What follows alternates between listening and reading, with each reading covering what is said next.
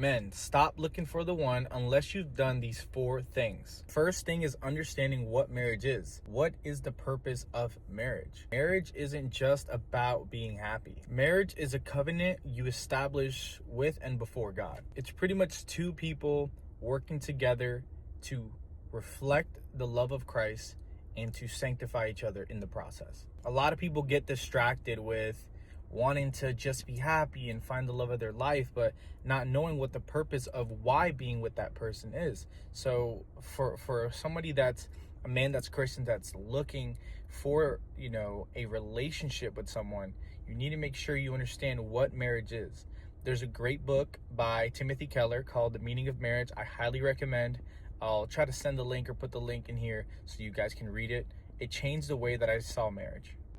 The second thing is become the man that she's praying for. You need to ask yourself, what would a woman be praying for? What kind of man would a woman be praying for? What are the things that I need to become to be that type of man that she's looking for? Am I a man that is looking to provide? Am I a man that's looking to lead her spiritually?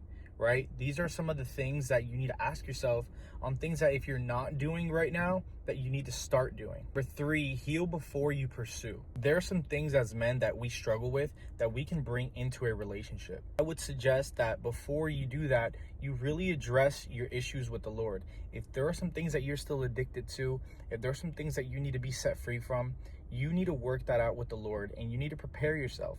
And this doesn't mean that you have to be perfect, that you have to have everything figured out, and that when you're married, you're never going to struggle with it again.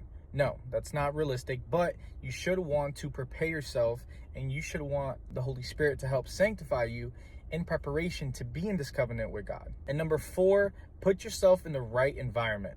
I see a lot of Christian men that still don't let go of the old days of looking for women in environments like the club, the bars. Like, not saying that there's women out there that aren't Christian that go to bars. Some are, but those you should probably stay away from because they're stuck in that lifestyle that attract other types of men.